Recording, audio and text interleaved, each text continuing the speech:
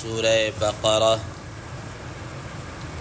آیت نمبر 180۔ آپ حضرات کے پاس پیج نمبر ہے 52، سیکنڈ لاسٹ لائن ہے۔ اعوذ باللہ من الشیطان الرجیم، بسم اللہ الرحمن الرحیم۔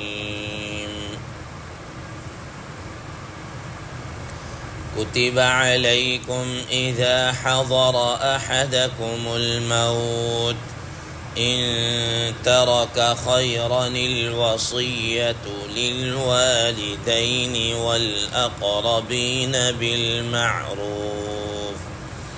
حقا علی المتقین، صدق اللہ العظیم۔ اللہم صل علی محمد النبی الأمی وعلى آلہ وسلم تسلیما کثیرا کثیرا۔ محترم سامعین کرام، اس آیت مبارکہ کا ترجمہ اللہ تبارک و تعالی ارشاد فرماتے ہیں،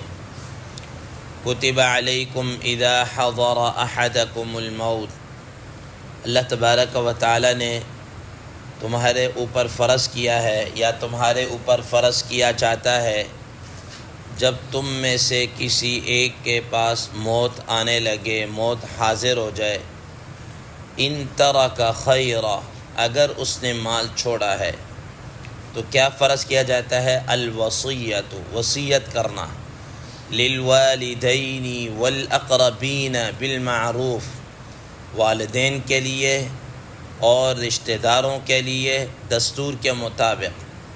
حقا علی المتقین، اور یہ ضروری ہے ان لوگوں کے ذمہ میں جو تقوی رکھنے والے ہیں، خدا کا خوف رکھنے والے ہیں۔ محترم سامعین کرام، اللہ تبارک و تعالی نے اس صورت کے اندر مختلف قسم کے احکامات دیے۔ خاص طور پر حضرات مفسرین کرام رحمہ اللہ فرماتے ہیں کہ جیسا کہ ما قبل کی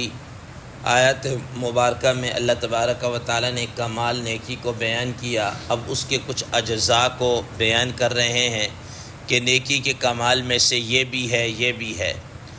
تو کل کے درس میں اللہ تبارک و تعالی نے انسان کی جان کے تحفظ کے متعلق گفتگو کی۔ آج کی اس آیت مبارکہ میں انسان کے مال کے تحفظ کے بارے میں گفتگو کی جا رہی ہے۔ گویا کہ اگر ہم آج کل کے اصطلاح میں دیکھیں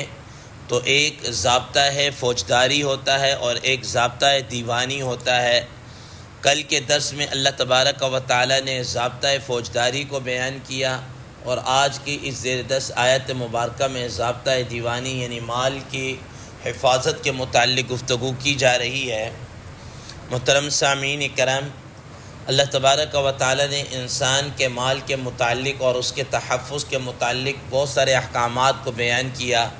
جن میں سے ایک یہ بھی ہے، لا تأکلوا اموالکم بینکم بالباطل، کہ تم دوسروں کے مالوں کو آپس میں ناحق ناجائز طریقے سے مت کھاؤ، دھوکہ دے کے نہ کھائیں، جھوٹ دے کے نہ، جھوٹ بول کر نہ لیں۔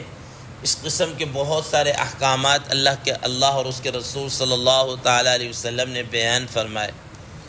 انہی میں سے ایک قانون اللہ تبارک و تعالیٰ نے مال کے تحفظ کے سلسلے میں وصیت کا بھی اتارا، جس کے متعلق حضرات مفسرین کرام رحمہ اللہ فرماتے ہیں کہ ابتدائے اسلام کے اندر وصیت کرنا فرض تھا، کہ ہر آدمی کے لیے وصیت کرنا فرض تھا کہ وہ وصیت کر کے جائے کہ میرے مرنے کے بعد یہ مال کس کس کو کتنا کتنا دینا ہے، تو اس کی وصیت کے مطابق ہی اس مال کی تقسیم کی جاتی تھی۔ لیکن حضرات مفسرین کرام رحمہ اللہ فرماتے ہیں کہ جب اللہ تبارک و تعالی نے سورہ نساء کے اندر اللہ تبارک و تعالی نے وارثوں کے حصص کو بیان کر دیا کہ کس کو کتنا حصہ ملے گا، ترکہ میں سے کتنا حصہ ملے گا، تو اب اس کے بعد یہ وصیت کرنا یہ لازمی نہیں رہا، یہ وصیت اب اس طریقے سے منسوخ ہو چکی ہے۔ اور پھر چونکہ پہلے جو وصیت کی جاتی تھی وہ کسی کے لیے بھی کتنی بھی کی جا سکتی تھی، اس میں کوئی کچھ نہیں تھا۔ مثال کے تو اپنے والدین کے لیے کر سکتے تھے آپ، اپنے بھائی کے لیے کر سکتے تھے، اپنے بیٹوں کے لیے کر سکتے تھے، اور کوئی اگر رشتہ دار تھا اس کے لیے کر سکتے تھے۔ لیکن جب یہ حصہ منسوخ ہو گیا تو اب رسول اللہ صلی اللہ تعالیٰ علیہ وسلم نے فرمایا کہ ان اللہ اعطى كل حق حقہ، کہ اللہ تعالیٰ نے ہر ایک وارث کو، ہر ایک مستحق کو اس کا حق ادا کر دیا۔ اب پھر فرمایا لا وصیۃ للوارث، اب جو وارث بن رہا ہے اس کے لیے وصیت نہیں ہے۔ مثال کے طور پر آپ حضرات کے علم میں ہے کہ کوئی بھی آدمی فوت ہوتا ہے تو اس کی اولاد میں سے اس کی بیوی ہو گئی، اس کے بیٹے ہو گئے، بیٹیاں ہو گئی، ماں باپ ہیں، تو یہ اس کے وارث بنتے ہیں، یہ اس کے وارث بنتے ہیں۔ اب اس کا مطلب یہ ہوا کہ اب لا وصیۃ للوارث، بیٹا ہے اب اس کے لیے الگ سے آپ وصیت نہیں کر سکتے، اسی طریقے سے بیٹی ہے اس کے لیے الگ سے وصیت نہیں کر سکتے، کیونکہ اللہ تعالیٰ نے ان کے لیے پہلے ہی حصہ کیا کر دیا، مقرر کر دیا۔ ہاں اس سے ہٹ کر جو ادر پرسن ہے، وارثوں کے علاوہ ہے، کوئی آپ کے اعزاء و اقارب میں کوئی یعنی مالی اعتبار سے اس درجے کا نہیں ہے، تو اس کے لیے اب وصیت کی جا سکتی ہے۔ لیکن اب یہ وصیت کتنی کی جائے گی، اس کے متعلق بھی حدیث مبارکہ میں آتا ہے، جیسا کہ آتا ہے کہ حضرت سعد بن ابی وقاص رضی اللہ تعالیٰ عنہ کے متعلق آتا ہے، وہ خود فرماتے ہیں کہ جس سال فتح مکہ ہوا اس سال میری طبیعت بہت زیادہ خراب ہو گئی، بہت زیادہ، یعنی کہ زندگی کے آثار یا کیا کہتے ہیں کہ زندگی کے امید ہی باقی نہیں رہی، تو رسول اللہ صلی اللہ تعالیٰ علیہ وسلم میرے پاس عیادت کے لیے تشریف لائے۔ تو فرماتے ہیں کہ میں نے رسول اللہ صلی اللہ علیہ وسلم سے کہا کہ یا رسول اللہ علیہ وسلم میرے پاس کافی مال ہے اور میرے ورثاء میں سے کوئی بھی نہیں ہے سوائے میری ایک بیٹی کے اور کچھ نہیں، تو آپ اگر مناسب سمجھے آپ کہیں تو میں مال جتنا ہے سارے کا سارا میں اس کی وصیت کر دوں، صدقہ کر دوں، اللہ کے راہ میں وقف کر دوں، یہ اس طریقے سے۔ رسول اللہ صلی اللہ تعالیٰ علیہ وسلم فرمایا کہ نہیں، ایسا نہیں۔ فرمایا کہ یا رسول اللہ صلی اللہ علیہ وسلم 2/3 کر دوں، فرمایا نہیں۔ فرمایا کہ نصف کر دوں، آدھا کر دوں، فرمایا نہیں۔ کہا کہ یا رسول اللہ علیہ وسلم 1/3 میں حصہ وصیت کر جاؤں یا ایک حصہ ہو، تو آپ صلی اللہ علیہ وسلم فرمایا ہاں اس کی گنجائش ہے، اور وَالثُّلُثُ كَثِيرٌ، کہ 1/3 بھی بہت زیادہ ہے، 1/3 بھی کیا ہے، بہت زیادہ ہے۔ پھر آپ صلی اللہ تعالیٰ علیہ وسلم نے اس میں فرمایا، جس کا مفہوم یہ ہے کہ اپنے ورثاء یا دیگر جن کو حق پہنچنا ہے ان کو مالدار چھوڑ کر جانا یہ اس سے کہیں بہتر ہے کہ ان کو مانگنے والا چھوڑ کر جائیں، ٹھیک ہے نا، ان کو مانگنے والا کیا ہے، چھوڑ کر جائیں، کہیں بہتر ہے کہ ان کو آپ مالدار چھوڑ کر جائیں، ٹھیک ہے۔ تو اس لیے اب اس حدیث مبارکہ کی روح سے اب وصیت کی جو لمٹ ہے وہ 1/3 حصہ ہے، وہ کیا ہے، 1/3 حصہ۔ محترم سامعین کرام، اب اس کے بارے میں یہ بات ذہن نشین رکھیے گا، حضرات علماء کرام، مفسرین، محدثین کرام رحم اللہ فرماتے ہیں کہ اب یہ جو وصیت کرنا ہے، بعض چیزیں ایسی ہیں کہ اب بھی وصیت کے اندر فرض ہیں، بعض چیزیں ایسی ہیں کہ جو مباح کے درجے میں، مستحب کے درجے میں، اور بعض چیزیں ایسی ہیں کہ جو ناجائز کے درجے میں،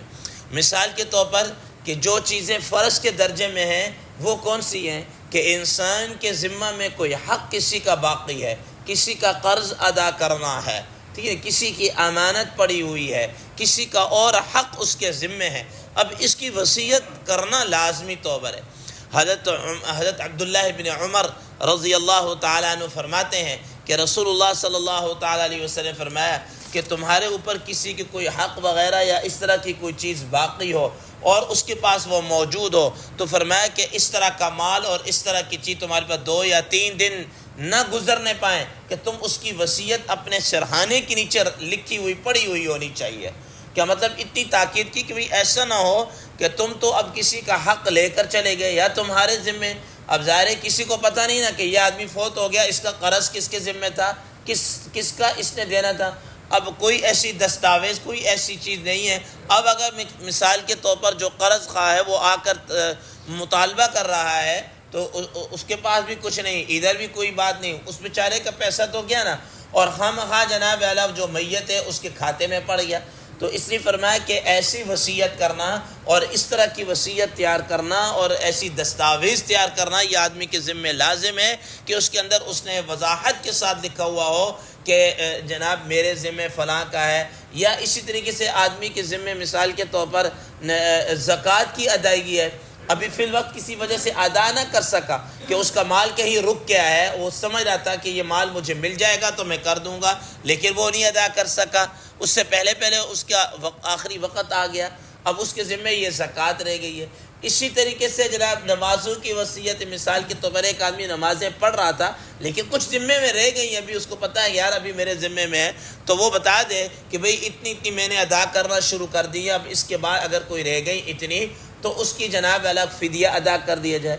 اسی طریقے سے ایک آدمی کے ذمے کیا ہے، حج فرض ہے، حج فرضیت ادا نہیں کر سکا، اب اس کے ذمہ یہ لازم ہے کہ وہ حج بدل کی وصیت کر کے جائے۔ یہ الگ بات ہے کہ اس کے ایک اور بھی کیا کہتے ہیں مسائل ہیں کہ 1/3 تک وہ وصیت کر سکتا ہے، اس سے اوپر وارثوں کی اجازت سے ہوگی، ورثاء کی اجازت کے بغیر نہیں ہوگا، یہ اس کے الگ ہے۔ لیکن اس کے ذمہ میں یہ لازم ہے کہ وہ اپنے فرائض کی ادائیگی کا اور اپنے ذمہ آنے والے حقوق اور اپنے ذمہ ما بقیہ رہ جانے والی چیزوں کا وہ کیا کر دے، وصیت کر کے جائے۔ اس درجے کی حضرات مفسرین محدثین کرام رحم اللہ فرماتے ہیں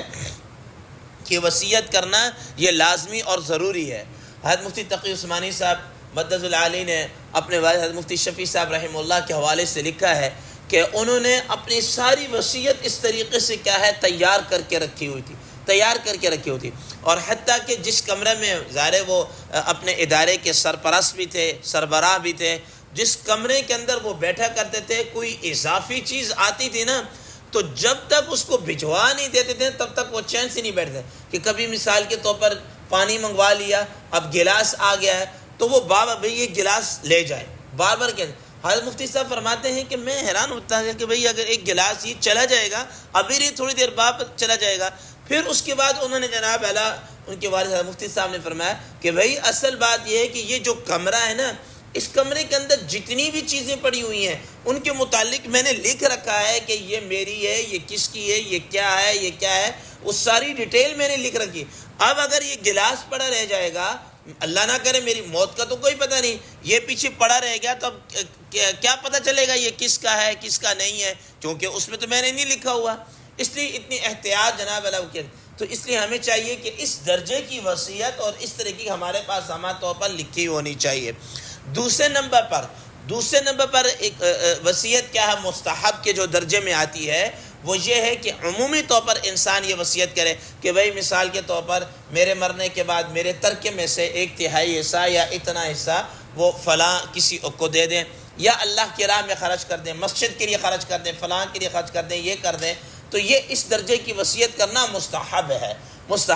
اور رسول اللہ صلی اللہ تعالیٰ علیہ وسلم نے تو اس کے متعلق بڑی وضاحت کے ساتھ یہ فرمایا کہ آدمی کو چاہیے کہ اس قسم کی کہ اس نے مسجد کے اوپر خرچ کرنا ہے یا جناب علی مدرسے کے لیے یا کسی اور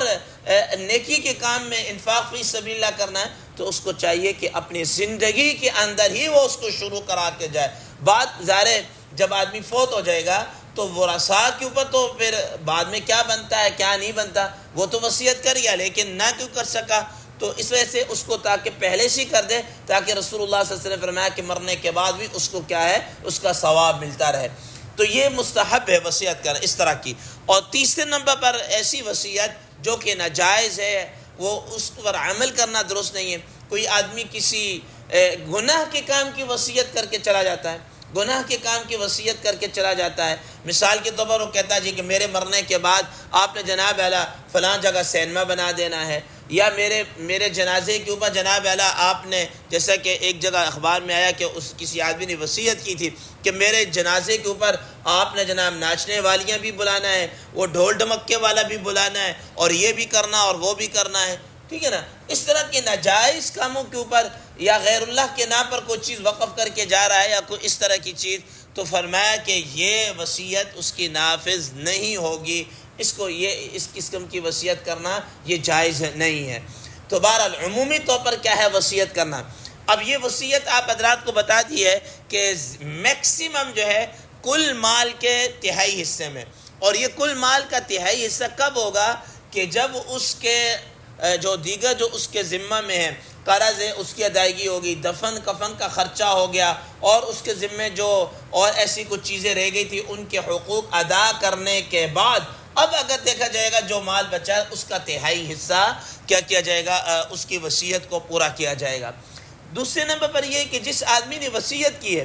اگر وہ اپنی زندگی کے اندر اس میں کوئی چینجنگ کرنا چاہے تو چینجنگ بھی کر سکتا ہے، یا اسی طریقے سے اپنے اس وصیت کو ختم کرنا چاہے تو ختم بھی کر سکتا ہے، اس وصیت کو ختم بھی کر سکتا ہے. یا اسی طریقے سے اگر اس نے وصیت مثال کے طور پر 1/3 کی اس کو اجازت تھی، اس نے 1/3 سے زیادہ مال کی اس نے وصیت کر دی ہے. اب فرماتے ہیں کہ جو ما بقیہ ورثاء ہیں اگر ان کی طرف سے اجازت ہوگی تو 1/3 سے زائد مال کے اوپر اس وصیت کو نافذ کیا جائے گا. اگر ان کی طرف سے اجازت نہیں ہوگی تو اس وصیت کو کیا ہے پورا نہیں کیا جائے گا. تو بہرحال اسی آیت مبارکہ میں اسی وصیت کے متعلق فرمایا کتب علیکم اذا حضر احدکم الموت، کہ تمہارے اوپر اللہ تعالیٰ نے وصیت فرض کی گئی، لکھ دی ہے. اگر اس کے پاس موت آ جائے تو کس کے لیے وصیت کرنا؟ یہ للوالدین والاقربین بالمعروف، والدین کے لیے، رشتہ داروں کے لیے دستور کے مطابق. لیکن چونکہ آپ حضرات کو بتا دیا کہ یہ پہلے فرض تھی ابتدائی اسلام میں، بعد میں جب سورۃ النساء کی آیت مبارکہ میں ورثاء کے حصص کو اللہ تعالیٰ نے بیان کر دیا، اب اس آیت کی روح سے حضرات مفسرین، حضرات صحابہ کرام رضوان اللہ تعالیٰ علیہ مجمعین فرماتے ہیں کہ اب یہ حصہ کیا ہے، یہ منسوخ ہو چکا ہے. حقاً علی المتقین، یہ متقیوں کے ذمے کیا ہے، لازم ہے. ما بقیہ آنے والی آیات کے اندر مزید اسی کے متعلق انشاءاللہ عزیز کل جمعہ ہے تو اس میں بھی درس ہوگا اور اس کے متعلق گفتگو کی جائے گی. اللہ تبارک و تعالی عمل کی توفیق عطا فرمائے. وآخر دعوانا ان الحمد للہ رب العالمین.